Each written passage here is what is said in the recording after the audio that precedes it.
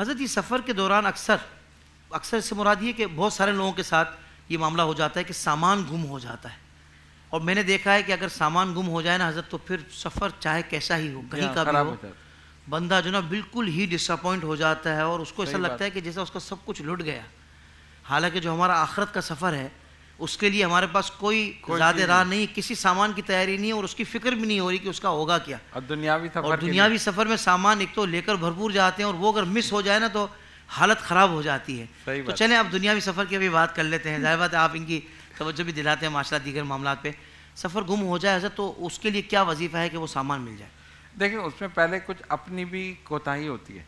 مطلب اب آپ دیکھتے ہیں کہ سامان سب کا ایک جیسا ہے جی، کوئی نہ کوئی نشانی آپ اس پر ضرور رکھیں، اپنا نام لکھیں، کوئی ربن باندھ دیں، کوئی نشانی ایک جیسے اٹیچ ہیں. بعض دفعہ ایک ساتھ دوسرے کو اٹھا کے لے جاتے، وہ اس کے اٹھا کے لے گیا، بعد میں جا کے دیکھا تو یہ کیا ہوا.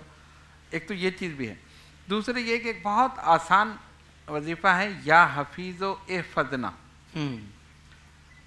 یہ اس سامان پہ لکھنا ہے لیکن قلم سے نہیں، صحیح، انگلی سے، اشارے سے.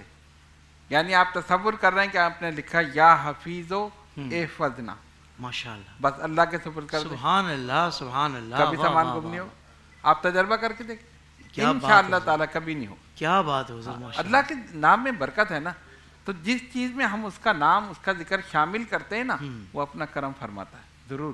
یہ ہماری غفلت ہے کہ ہم توجہ نہیں دیتے. سبحان اللہ. ہاں آپ دیکھ لیں.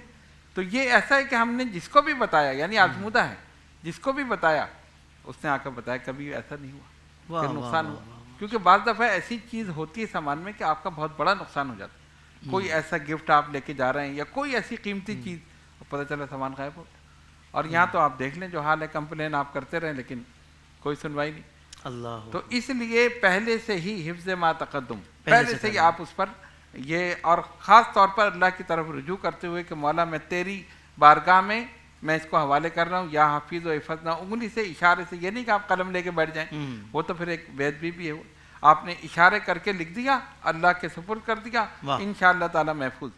اس طرح کے اور بھی روحانی وظائف حاصل کرنے کے لیے ابھی ہمارا یوٹیوب چینل IDS روحانی علاج وزٹ کیجئے، سبسکرائب کیجئے اور نوٹیفیکیشن بیل آئیکن کو پریس کیجئے.